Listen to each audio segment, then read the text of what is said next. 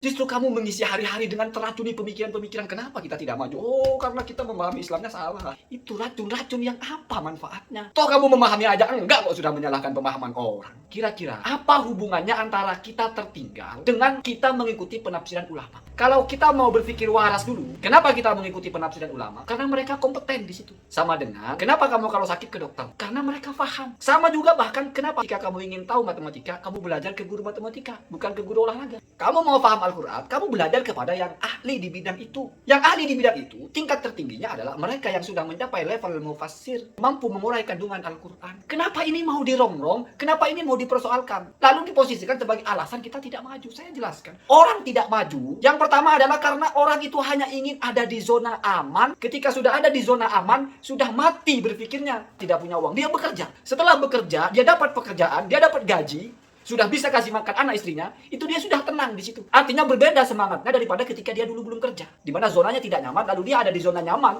sudah aman, sudah nggak terlalu berpikir lagi bagaimana dia mengembangkan dirinya. Sehingga bertahun-tahun jadi pekerja. Itu karena memang yang mentok, tidak berpikir lagi bagaimana untuk maju. Ini nggak ada hubungannya dengan kamu memahami Al-Quran, ikut orang dulu atau orang sekarang. Kalau kamu ikut pemahaman siapapun, kalau mentalitas begitu, ya terima kenyataan, tidak maju. Assalamualaikum warahmatullahi wabarakatuh. Bismillahirrahmanirrahim. Allahumma sholli ala sayyidina Muhammadin wa ala alihi wa sahbihi ajma'in, amma ba'du.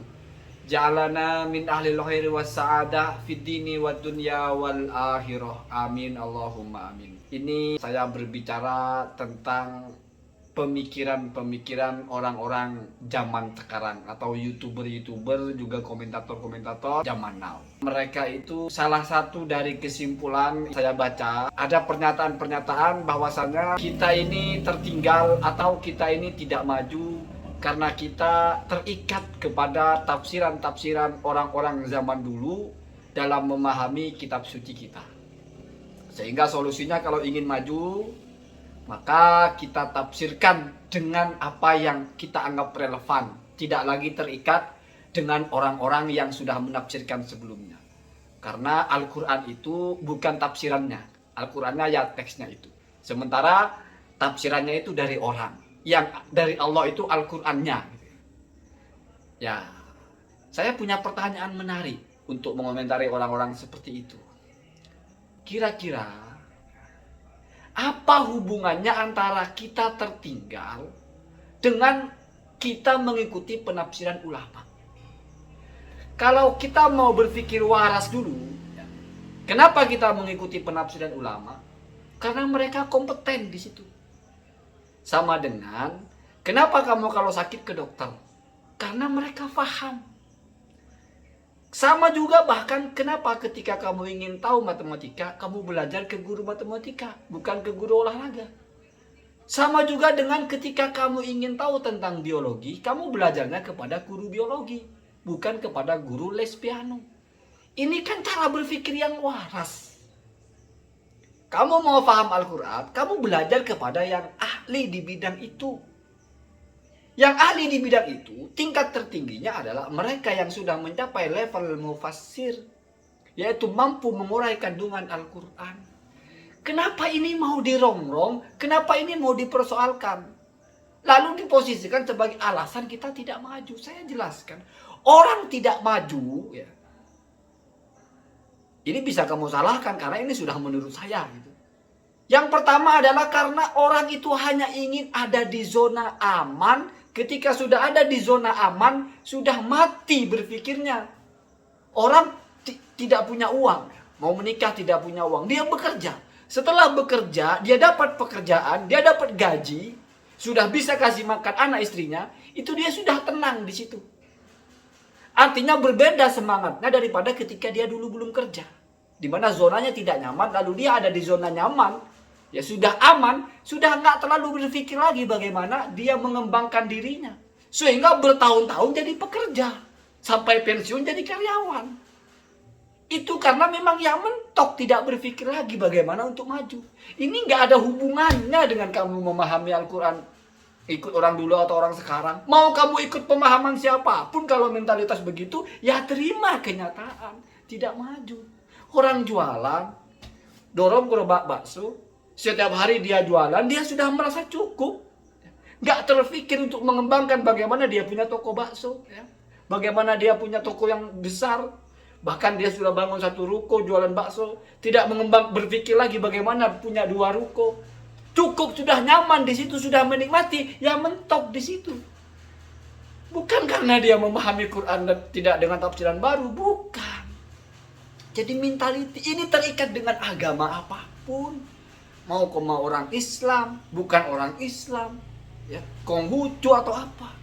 Guru-guru yang mengajar kalau di pikirannya yang penting hadir, yang penting menjelaskan materi, tidak pernah riset bagaimana pengaruh materi kepada muridnya, tidak pernah mapping bagaimana perkembangan muridnya, yang penting ngajar, ada gaji, absen, ya nggak akan maju. Bukan karena kita memahami Quran atau bukan karena kita ikut ucapan-ucapan ulama, bukan, nggak ada urusannya. Kita, mentalitas kita saja yang memang bukan bermental orang-orang maju. Kalau mau maju, kamu harus up, harus push, dorong diri kamu. Jangan puas dengan keadaan. Punya gaji 5 juta, wah tidak bisa 5 juta. Saya kalau punya 5 juta hanya cukup. Harus 10 juta. Bagaimana caranya? Berpikir. Bereksperimen. Tidak cukup hanya dengan bekerja. Belajar wirausaha. Ini kan sudah bahasa umum gitu. Dimana ini nggak berkaitan dengan kita memahami Quran bagaimana. Nggak ada hubungannya. Mau maju dalam teknologi, ya itu orang-orang yang bergerak di situ. Terus risetlah. Bikinlah penelitian. Kedokteran, kesehatan. Gak ada hubungannya dengan kamu memahami Al-Quran dengan ulama atau kamu memahami sendiri. Gak ada hubungannya. Justru kamu mengisi hari-hari dengan teracuni pemikiran-pemikiran. Kenapa kita tidak maju? Oh, karena kita memahami Islamnya salah. Itu racun-racun yang apa manfaatnya? Toh kamu memahami aja enggak kok sudah menyalahkan pemahaman orang. Mayoritas kita itu baca Quran tidak paham. Itu kok mau menyalahkan. Oh salah kalau kita memahami Quran dengan penafsiran. Kita harus tafsirkan sendiri. Ini kan sama dengan kodok ya. Di dalam tempurung gitu ya. Terus berhalusinasi mau terbang ke awan. Kamu nyundul tempurung kamu aja nggak mampu. Kok so yes gitu loh. Ini kan mentalitas kita. Atau ada satu hal yang juga sangat menghambat kita tidak maju. Yaitu ada denial syndrome. Denial syndrome. Yaitu kita selalu menolak untuk memposisikan kita tidak nyaman. Kita selalu mencari pembenaran untuk diri kita sehingga kita nyaman. Tidak mengerti ilmu agama. Oh ya nggak apa-apa, agama kan gampang. Tidak pernah konsentrasi belajar tentang Al-Quran, tidak pernah konsentrasi belajar tentang fikih, ada pembelaan. Oh nggak apa-apa, fikih kan gampang, Al-Quran kan gampang. Artinya selalu ingin dirinya itu ada di posisi tidak salah. Itu berlaku dalam semua hal. Kamu bodoh misalnya, tidak tahu apa-apa, tetap mencari penjelasan. Oh saya bukan bodoh, karena kebetulannya saya tidak belajar. Kalau saya belajar saya pun pandai. Jadi membangun narasi-narasi bagaimana keadaan kamu yang terpuruk itu tertutupi, tercover sehingga kamu enjoy dengan keadaan seperti itu. Ini dalam semua hal. Tidak punya uang, oh nggak apa-apa tidak punya uang. Saya kan memang tidak kerja. Wajar kalau mereka punya uang, mereka kerja. Saya kan tidak kerja. Padahal masalahnya kan tidak punya uang. Kenapa tidak kerja? Masalahnya kan bodoh. Kenapa tidak belajar? Kenapa malah merasa ini tidak masalah? Ini kalau dikembangkan dalam malas beribadah, ya nggak apa-apa malas beribadah. Kan Allah juga yang berkehendak. Wah, sudah selalu mencari pembenaran.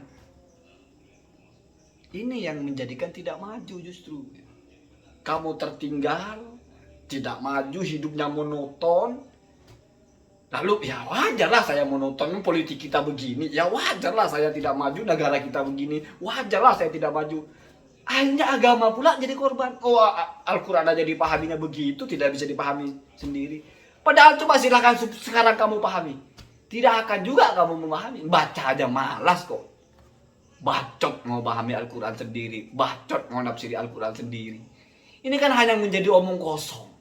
Omong kosong. Hayalan orang-orang tertinggal tentang kemajuan peradaban yang akan menjadi hayalan, menumpuk di kepalanya, menjadi penghibur. Oh, kita akan maju kalau kita terus harus berbicara tentang Al-Quran dengan kemauan kita sendiri. Lupakan ulama-ulama dulu itu, kita juga bisa.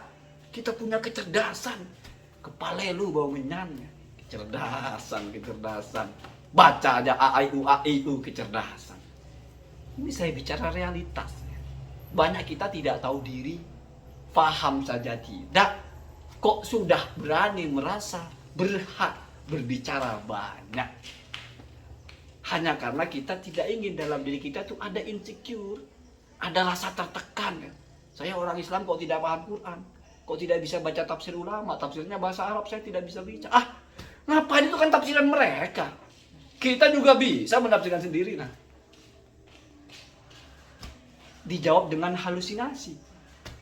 Permasalahannya pasti jawabannya halusinasi. Itu yang ngarahi kamu tidak maju. Lebih baik kita fair. Bodoh ya bodoh. Sehingga kalau namanya orang bodoh ikut yang tahu. Itu kan berpikir normal.